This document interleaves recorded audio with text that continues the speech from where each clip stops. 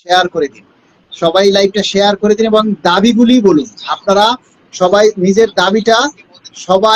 নিজের দাবিটা তুলে ধরুন যে আমরা আজকে 30শে জুন আমাদের অষ্টম পে স্কেলের কিন্তু আজকে শেষ দিন, অর্থাৎ আজকে কিন্তু অষ্টম পে স্কেলের মেয়াদটা শেষ হয়ে যাচ্ছে, যেহেতু আগামীকাল থেকে নবম পে স্কেল কার্যকর। 1 জুলাই থেকে যেহেতু নবম পে স্কেল কার্যকর, সেই হিসাবে আজকে 30শে জুন অষ্টম পে স্কেলের বিদায় ঘন্টা। আমরা সেজন্য নবম পে স্কেলের শুভ সূচনা করতে চাই। আগামীকাল থেকে আমাদের পে স্কেল কার্যকর হবে ইনশাআল্লাহ। আমরা আশা রাখি খুব দ্রুত সময়ের মধ্যে প্রজ্ঞাপন জারি হবে, এবং প্রজ্ঞাপন জারিতে যদি 1 মাস বা 1.5 মাস বা 2 মাস দেরিও হয়, আমরা কিন্তু সেটার বকেয়া হিসেবে পাবো। এটা নিয়ে চিন্তার কোনো কিছু নেই।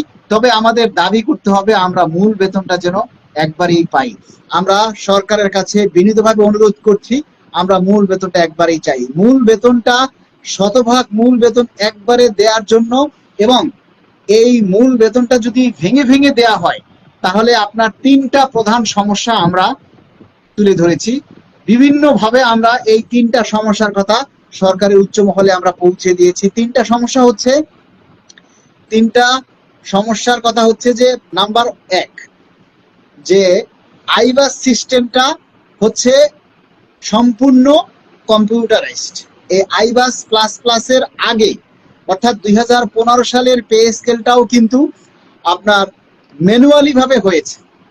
2015 সালের ফিক্সেশনটাও কিন্তু ম্যানুয়ালি ভাবে হয়েছে, যেভাবে খুশি হাতে লিখে সেভাবে ফিক্সেশনটা হয়েছে। কিন্তু এই 26 সালে এসে যেহেতু সারা বাংলাদেশে আইবাস সিস্টেম চালু, সেই আইবাস সিস্টেমের মাধ্যমেই কিন্তু পে স্কেলের ফিক্সেশন করতে হবে। এখন এই পে স্কেলের ফিক্সেশন আপনি যদি বেসিক ভেঙে করেন, তাহলে কিন্তু আইবাস সিস্টেমটাকে চেঞ্জ করতে হবে। এবং আপনি যদি বেসিক ভেঙে এই যে 50% বা 60% দেয়া হয়, তাহলে কিন্তু আইবাস সিস্টেমটার পুরোটা চেঞ্জ করতে হবে। এবং আপনার আবার পরবর্তীতে 6 মাস পর বা 1 বছর পর যখন আপনি আবার বাকি 50% দিয়ে 100% করবেন, তখন কিন্তু আবার আপনার এই যে কি বলে আইবাস সিস্টেমকে আবার আগের জায়গায় ফিরিয়ে নিয়ে আসতে হবে। এই যে বারবার আপনার এই সিস্টেম চেঞ্জ, এটা কিন্তু অনেক ব্যয়বহুল এবং সময় সাপেক্ষ ব্যাপার। যার কারণে আমরা এই আইবাস সিস্টেমের জটিলতাকে এড়ানোর জন্য আমরা শতভাগ মূল বেতন একবারে চাই, যাতে শতভাগ মূল বেতন একবারেই ফিক্সেশন হয়। এবং আমাদের জন্য যে ভাতা রয়েছে, সেই ভাতাগুলো প্রয়োজনে আমাদেরকে পরের ধাপে দেয়া হোক, অথবা সেটা আমাকে ধাপে ধাপে আমাদেরকে দেয়া হোক, তাতেও আমাদের আপত্তি নাই, কিন্তু মূল বেতনের ক্ষেত্রে কোনো কম্প্রোমাইজ নাই। দ্বিতীয় সমস্যা হচ্ছে, যদি বেসিক ভেঙে 50% বা 60% হিসাবে বেসিক ভেঙে যদি পে স্কেল দেয়া হয়, তাহলে ফিক্সেশন করবেন কোন হিসাবে? একবারে মূল বেতন নাকি 50%? তাহলে আবার পরবর্তীতে আবার কি 50% আপনি ফিক্সেশন করবেন? এটা কিন্তু কখনো সরকারের ইতিহাসে এরকম কোনো সিস্টেম হয়নি যে বেসিক ভেঙে আপনি ফিক্সেশন করবেন। ফিক্সেশন কিন্তু আপনাকে একবারই করতে হবে, ফিক্সেশন আপনাকে শতভাগ একবারই করতে হবে, তা না হলে জটিলতার সৃষ্টি হবে। নাম্বার 3, যারা 1 জুলাইতে যাদের পিআরএল শেষ হবে, অনেকেই সরকারি কর্মকর্তা কর্মচারী অনেকেই আছেন যারা বর্তমানে পিআরএল এ আছেন, মানে অবসরে গেছেন, কিন্তু 1 জুলাইতে যাদের অবসরটা এই সময়টা শেষ হবে, তাদেরকেও এই পে স্কেলের সম্পূর্ণ সুযোগ সুবিধা প্রদান করতে হবে। তাহলে তাদের ফিক্সেশন আপনি কিভাবে করবেন? তাদেরকে 50% 60% হিসাবে কিভাবে দিবেন? তাদেরকে আপনার সম্পূর্ণ গ্র্যাচুইটি তাদেরকে কিন্তু আপনার একবারে দিয়ে দিতে হবে। তাহলে তাদের জন্য কি আবার আরেকটা নিয়ম করবেন?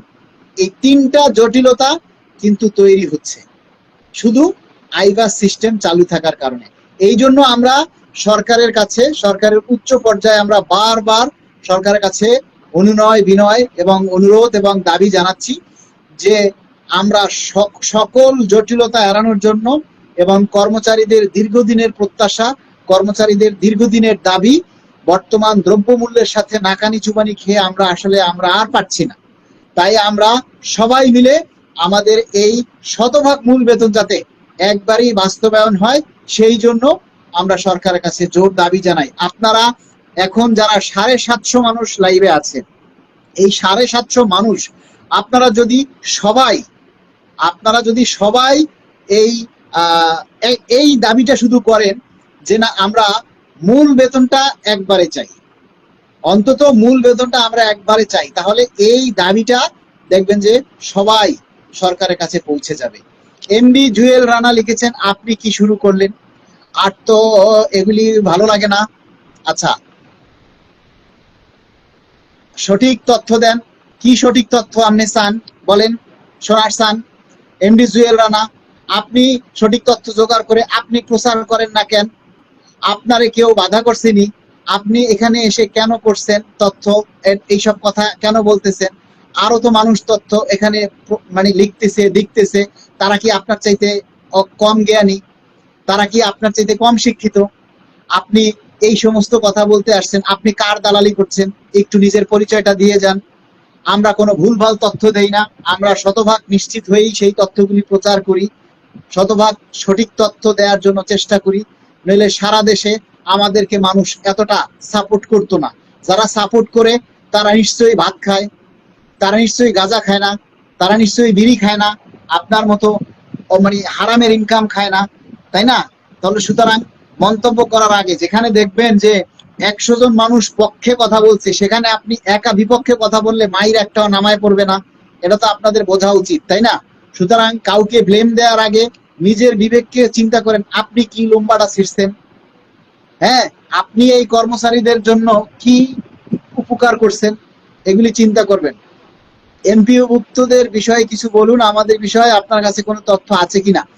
এমপিওভুক্তদের বিষয়ে আমার কাছে কোনো তথ্য নেই, কারণ আমরা জানি এমপিওভুক্ত শিক্ষকরা যেভাবে পে স্কেল পায়, আগে থেকে যে সুযোগ সুবিধা পায়, সেইভাবেই এমপিওভুক্ত শিক্ষকরাও পাবে ইনশাআল্লাহ। মোহাম্মদ ওমর ফারুক, লাইভে যুক্ত হতে চাইলে যুক্ত হতে পারো। মোহাম্মদ ওমর ফারুক, লাইভটা শেয়ার করে রিকোয়েস্ট দাও। প্রজ্ঞাপন কবে জারি করবে বলেন? প্রজ্ঞাপন জারি কবে করবে এরকম কোনো তথ্য নাই, ঠিক আছে? নাইমুল ইসলাম জীবন, এত উল্টাপাল্টা বলছেন কেন লাইভে? আপনাকে তো আমি আসতে বলি নাই লাইভে, আপনি কেন আসছেন লাইভে? আমি এখানে কি উল্টাপাল্টা বলছি লাইভে? আপনি একটু জানান স্পষ্ট করে, ঠিক আছে? আপনি একটু স্পষ্ট করে জানান কি উল্টাপাল্টা বলেন, এটা বলেন। কই থেকে এই যে আবাল এসব আসে?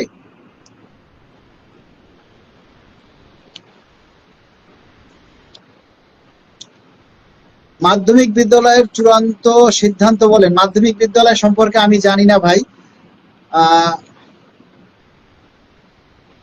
আবির হাসান জীবন, মালিক ভাই আমি মনে করি আপনি না থাকলে পে স্কেল হয়তো বা পেতাম না, আরো দেরি হতো। আপনাকে ধন্যবাদ। আমার বাসা নাই ভাই, আপনি সরকারি কর্মচারীর জন্য যা করছেন তা অনেক দ্বিতীয় ব্যক্তি পারবে না।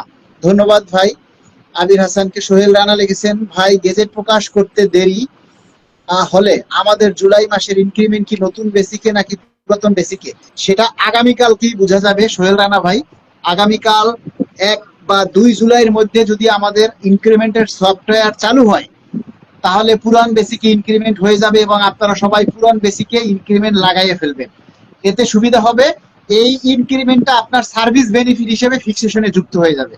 আর আপনারা যদি যদি দেখেন যে আগামীকাল 1 এবং 2 জুলাইয়ের মধ্যে ইনক্রিমেন্টের সফটওয়্যার চালু হচ্ছে না, তাহলে ধরে নেবেন যে ফিক্সেশন হওয়ার পরে নতুন বেসিকে আমাদের ইনক্রিমেন্ট হবে। বিষয়টা ক্লিয়ার, বুঝতে পেরেছেন সবাই? ফারুক আহমেদ ভাই, আমি একজন বিজিবি সদস্য। আচ্ছা, আপনার কথা শুনে অনেক ভালো লাগে, অনেক ধন্যবাদ। আমার কথা শুনে আপনার ভালো লাগে, আবার আমার কথা শুনে তো অনেকেই দেখি উল্টাপাল্টা বলে। তারা আবার কারা? বাড়ি ভাড়া কম দিবে এটা নিয়ে কথা বলেন।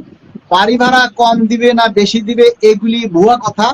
এগুলি আসলে এখনো গেজেট না হলে কোনো ভাতার ব্যাপারে কোনো কিছুই আসলে সঠিকভাবে বলা যাবে না। ভাতার ব্যাপারে, ভাতা বলতে বাড়ি ভাড়া ভাতা, শিক্ষা ভাতা, চিকিৎসা ভাতা, যাতায়াত ভাতা, টিফিন ভাতা, এই বিষয়গুলি আসলে আমরা সঠিকভাবে বলতে পারবো না যে কত নির্ধারণ হয়েছে। এটা গেজেট হলেই প্রকাশ করা যাবে, এর আগে আন্দাজে একটা কথা আমি বলতে চাই না ভাই। ওমর ফারুক ভাই আমাকে রিকোয়েস্ট দেন, আমি তো আপনাকে পাচ্ছি না।